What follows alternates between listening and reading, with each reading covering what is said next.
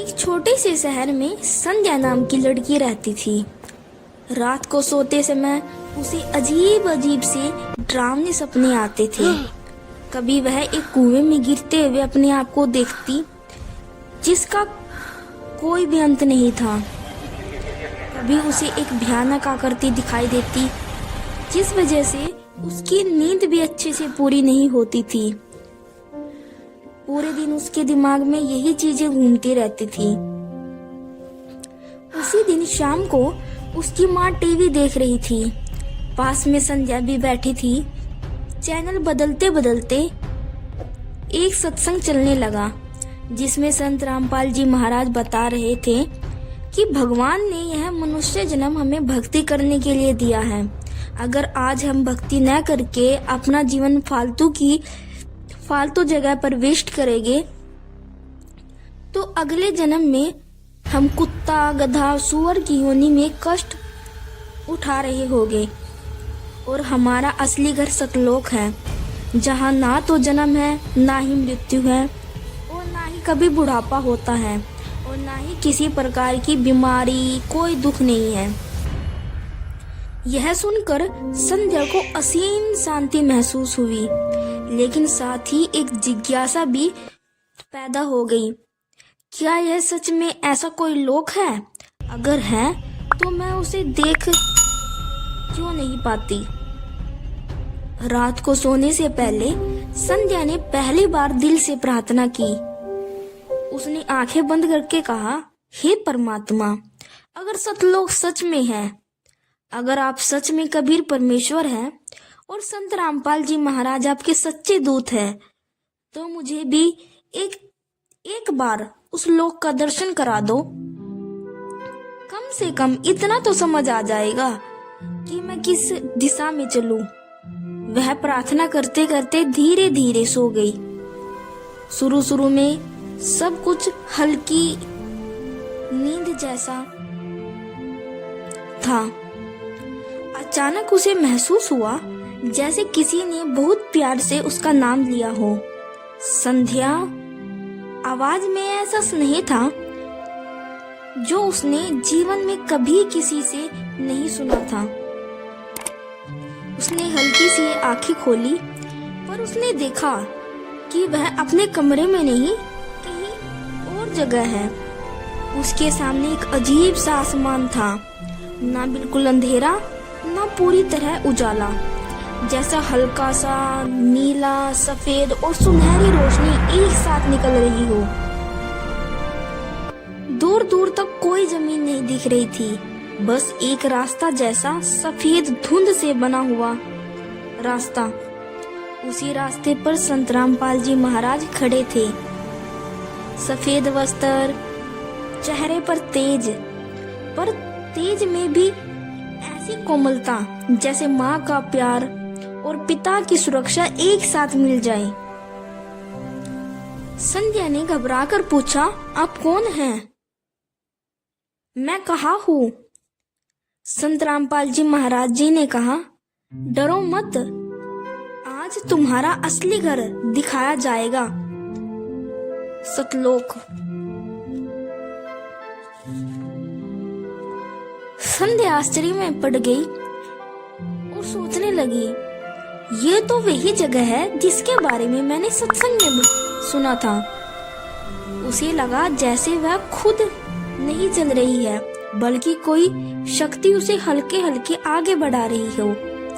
जैसे जैसे वे आगे बढ़ते गए, आसमान की सफेदी और ज्यादा गहरी होती गई और उनके मन का डर खत्म होता गया। कुछ दूरी तय करने के बाद अचानक सामने एक विशाल द्वार दिखाई दिया। द्वार भी सफेद, उस पर महीन नक्काशी, जैसे चांदी नहीं, सफेद हीरे की जाली लगी हो। द्वार अपने आप धीरे धीरे खुलने लगा। जैसे ही द्वार खुला, संध्या की आंखें आश्चर्य में फैल गई। सामने जो दृश्य था वह उसके लिए शब्दों से बाहर था। जहां तक नजर जाती सिर्फ सफेद ही सफेद पहाड़, सफेद चमचमाती जमीन सफेद पेड़, सफेद पत्ते, यहाँ तक कि फलों पर भी सफेद दूधिया चमक। दूर दूर तक चमकती हुई नदियाँ थी, लेकिन ये नदियाँ पानी की नहीं थी, दूध की थी। दूध इतना शुद्ध, इतना पारदर्शी, सफेद कि उसमें सुनहरी रोशनी झिलमिला रही हो। हवा में ऐसी खुशबू थी जो किसी फूल से मिलती जुलती नहीं थी, लेकिन मन को अजीब सा सुकून देती थी। संध्या ने अपने हाथ की तरफ देखा। उसका शरीर भी अब वैसे ही दूधिया सफेद चमक से भर गया, जैसे शरीर नहीं, केवल शुद्ध प्रकाश हो। संध्या ने पास खड़े एक पेड़ की तरफ देखा। पेड़ सफेद तने वाला था, सफेद सफेद पत्ते और उन पर लगे फल जैसे चमकते हुए चांद के छोटे से टुकड़े हो। उसने सोचा, क्या वे फल खाए जा सकते हैं? उसके मन में बस विचार आया ही था कि साथ खड़े संत रामपाल जी महाराज जी ने कहा, यहाँ इच्छा आते ही पूरी हो जाती है, पर यहाँ कोई लालच नहीं रख सकता, क्योंकि आत्मा यहाँ पहले से ही पूर्ण संतुष्ट होती है। उन्होंने एक फल तोड़ा और जैसे ही उन्होंने फल तोड़ा, सेम उसी क्षण हाथों हाथ दूसरा फल वहां पर आ गया। संध्या यह देखकर दंग रह गई और सोचा, मतलब यहाँ किसी चीज की कमी हो ही नहीं सकती। फलों से हल्की मीठी रोशनी निकल रही थी।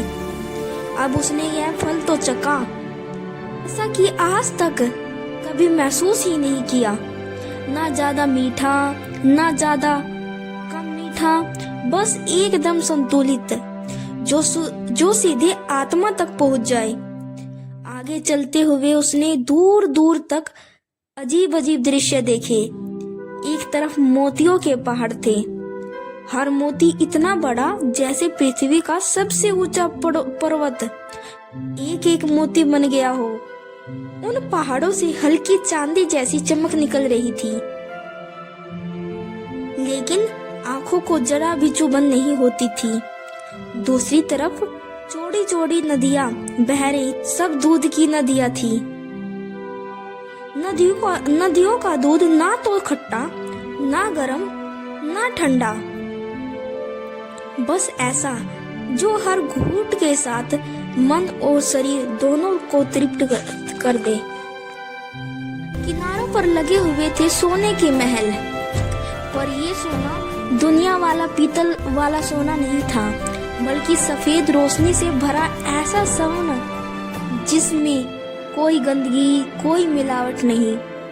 महलों के ऊपर सफेद सफेद गुंबद, दीवारों पर हल्की नक्काशी और हर महल से मीठे भजन की धुन धीमे धीमे सुनाई देती थी।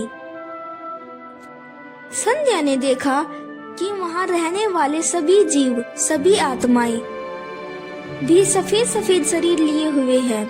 उनके चेहरे पर ऐसी शांति, ऐसी खुशी जो वह शब्दों में समझा नहीं सकती। कोई किसी पर चिल्ला नहीं रहा, कोई दुखी नहीं है, कोई भागदौड़ नहीं है। हर कोई अपनी अपनी गति से सफेद धरती पर चलता, कभी हवा में हल्का सा उड़ान भरता। उसे पता चला कि यहाँ पर हर जीव के पास अपने अलग अलग विमान हैं, सब एक जैसे विमान, सुंदर सुंदर। जब कोई आत्मा कहीं और जाना चाहती, बस मन में विचार आते ही उसका विमान उसके सामने आ जाता और वह उस पर बैठकर सफेद आसमान में उड़ान भर देती। कोई दूध की नदियों के ऊपर से उड़ रहा था, कोई मोतियों के पहाड़ के बीच से, कोई सोने के महल के ऊपर से उड़ रहा था। संध्या ने आश्चर्य से पूछा, यहाँ कोई थकता नहीं, कोई गिरता नहीं? संत रामपाल जी महाराज जी ने मुस्कुराते हुए कहा, यह सतलोक है। यहाँ ना भारी शरीर है, ना ही बुढ़ापा, न बीमारी। यहाँ हर शरीर केवल एक तत्व से बना हुआ है, शुद्ध प्रकाश का शरीर। यहाँ थकान का तो कोई नाम ही नहीं है। धीरे धीरे वे एक बहुत विशाल जगह पर पहुंचे। सामने इतना बड़ा खुला क्षेत्र था कि संध्या उसकी सीमा देख ही नहीं पा रही थी। बीच में एक अत्यंत सुंदर सिंहासन था, पूरी तरह सफेद, जैसे करोड़ों सूर्यों का प्रकाश एक मंच पर आ गया हो। सिंहासन के ऊपर एक अद्भुत छत्र था जो किसी सफेद, लेकिन उस पर हल्की हल्की किरणें झिलमिला रही थी। और उस सिंहासन पर जो विराजमान थे, उन्हें देखते ही संध्या के मन में एक तीव्र रोमांच दौड़ गया। सिंहासन पर बैठे थे कबीर परमेश्वर, स्वयं सत्पुरुष। उनका शरीर इतना उज्जवल, इतना सफेद, जैसे करोड़ सूर्यों की रोशनी एक जगह पर इकट्ठा होकर भी आंखों को चुभ नहीं रही हो, बल्कि सुकून दे रही हो। उनके चारों ओर असंख्यात आत्माएं विनम्रता से बैठी थी। किसी के हाथों में माला थी, किसी के मुंह पर भजन के शब्द, किसी के होठों पर बस मुस्कान थी। कबीर साहिब के चेहरे पर ऐसा वात्सल्य, ऐसा प्रेम, जैसे वे हर आत्माओं को अलग अलग से पहचानते हो। संध्या ने महसूस किया कि जैसे कबीर साहिब की दृष्टि सीधे उस पर टिक गई हो। उसके अंदर का हर डर, हर दुख, हर सवाल जैसे एक ही पल में बह गया हो। उसे लगा जैसे वह हर जन्म से यही आने का इंतजार कर रही हो। संत रामपाल जी महाराज जी ने बोला, संध्या, तुम सोच रही होगी कि तुम्हें ये सब क्यों दिखाया जा रहा है। संध्या ने सिर हिलाया। जी, मुझे समझ नहीं आ रहा। मैं इस लोक के योग्य भी नहीं हूँ, फिर भी मुझे यहाँ क्यों लाया गया है। संत रामपाल जी महाराज जी ने कहा, दुनिया में लाखों संध्या जैसी आत्माएं हैं, बीमारियों से ग्रस्त, भूत प्रेतों से पीड़ित, गरीबी से पीड़ित, कष्ट पर कष्ट उठा रही हैं, लेकिन अपने असली घर सतलोक से अनजान हैं। तुम्हें सतलोक इसलिए दिखाया गया है ताकि तुम पृथ्वी पर लोगों को बता सको कि ये जीवन ही सब कुछ नहीं है। जो लोग सिर्फ दुनियादारी सुखों के पीछे भागते हैं, वे भूल गए हैं कि उनकी असली मंजिल यहाँ सतलोक में है। सतलोक पहुँचने का रास्ता कोई टोटका, कोई मनमाना जप तप से नहीं है, बल्कि शास्त्र अनुकूल भक्ति करने से है, जो केवल पूर्ण संत के द्वारा ही दी जा सकती है। आज पृथ्वी पर संत रामपाल जी महाराज जी वही सतनाम दे रहे हैं, जिससे आत्मा सतलोक पहुंचेगी। तुम वहां जाओ, नाम लो और दूसरों को भी सचेत करो। संध्या की आंखों से आंसू निकल पड़े, पर ये दुख नहीं, कृतज्ञता के आंसू थे।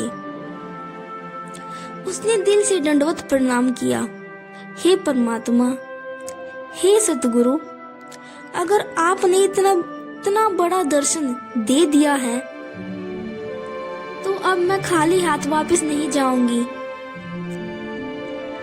मैं आपकी बताई राह पर चलूंगी और जितना बन पड़ेगा दूसरों को भी बताऊंगी।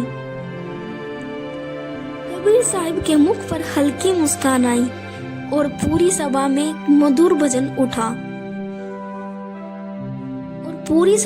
एक मधुर भजन गूंज उठा। अचानक संध्या को महसूस हुआ कि उसकी चेतना धीरे धीरे हल्की हो रही है, जैसे कोई उसे वापस कहीं दूर खींच रहा हो। दृश्य धुंधला होता गया।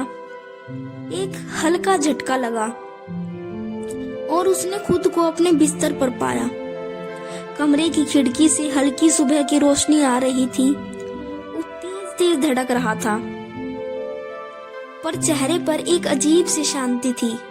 उसने आसपास देखा, सब वैसा ही था जैसा रोज होता था, लेकिन उसके अंदर सब कुछ बदल चुका था। उसे सबसे पहले टीवी पर चलने वाला वही सत्संग याद आया जहां सतलोक का वर्णन हुआ था। उसने तुरंत घड़ी की ओर देखा और अगले ही घंटे संत रामपाल जी महाराज जी का लाइव सत्संग आने वाला था। वह उठी और तुरंत नहा धोकर बैठ गई। जैसे ही उसने टीवी ऑन किया, उसी समय संत रामपाल जी महाराज कह रहे थे, आपको असली उद्देश्य भक्ति करके सतलोक जाना है।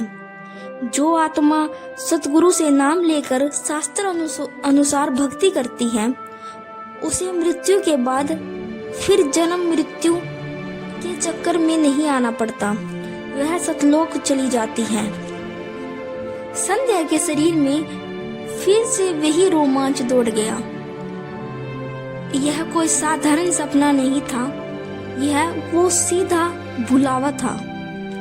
कुछ ही दिनों में संध्या ने फैमिली से बात की, नाम दीक्षा केंद्र का पता किया और संत रामपाल जी महाराज जी से नाम दीक्षा ले ली। अब उसके सपने बदल गए थे।